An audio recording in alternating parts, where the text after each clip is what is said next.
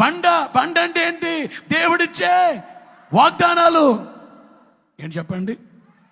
92వ సంవత్సరంలో విస్తారమైన ప్రజలు వస్తారు అనేటువంటి వాగ్దానం. 7 మెట్లు ధ్యానము నేనే చేసేవాడిని, వాక్యము నేనే చెప్పేవాడిని. అమ్మగారిని అనేవాడిని, నువ్వు ధ్యానం చేయాలి. నేను చేయలేనండి, నాకు అంత శక్తి లేదు. అమ్మగారు చిన్ని స్వరం, పక్కోళ్ళకి వినబడేది కాదు, ప్రార్థన చేసే పక్కోళ్ళకి వినబడేది కాదు, చిన్ని స్వరము. నేను చేయలేను ధ్యానం అంటే చిన్న అంశమా? చేయలేనంటే ఓ రాత్రి అమ్మగారికి గుండెల్లో నొప్పి, నడుములో నొప్పి నన్ను లేపితే, ప్రేయర్లో ఉంటే దేవుని శక్తి అంటే వెంటనే తగ్గిపోయింది. కానీ శక్తి పని చేస్తుంటే ప్రార్థన చేస్తున్నాం. నేను, నా తర్వాత అమ్మగారు, ఒకళ్ళ తర్వాత ఒకరు చేస్తున్నాం, ఇద్దరము చేస్తుంటే ప్రభువు మాట్లాడుతున్నారు. నా కుమార్తె ప్రార్థించగా అగ్ని దిగి వచ్చును, అగ్ని దిగి వచ్చును, బలమైన కార్యములు జరుగును. గమనించే మాట ఏమిటంటే, ఆ వెంటనే అమ్మగారికి స్వరం వెలిగించబడింది. స్వరం వెలిగించబడి బలమైన ప్రార్థన. నా స్వరము లేక వచ్చేసింది.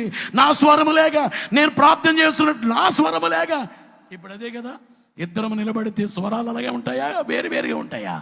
గమనించే మాట ఏమిటంటే, స్వరం వచ్చి దేవుని శక్తి, దేవుని అగ్ని. అందుకనే అగ్ని 7 మెట్లు ధ్యానము చేస్తుంటే అందరి పైకి వచ్చే ఆ రోజు దేవుడిచ్చిన బండనే వాగ్దానం.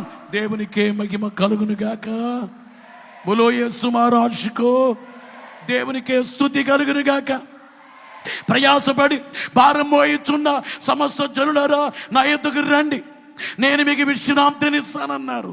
దేవుడిచ్చినటువంటి, పాపులకు ఇచ్చినటువంటి వాగ్దానము.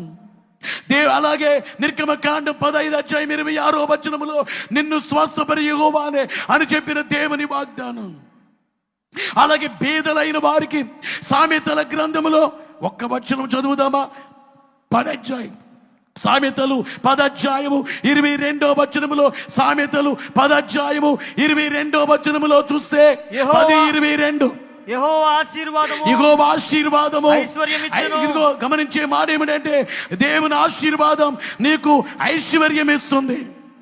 అలాగే గమనించాలి సామెతలు 8:18 వచనములో వ్రాయబడిన మాట ఏమిటంటే, ఇది బీదలైన వారికి ఇచ్చే ఐశ్వర్య ఘనతలను, స్థిరమైన కలిమియు నీతియు నా యొద్దనున్నవి. దేవుడు ఏమన్నారంటే, ఐశ్వర్య ఘనతలు, స్థిరమైన కలిమి, నీతి దేవుని వద్ద ఉన్నబట్ట.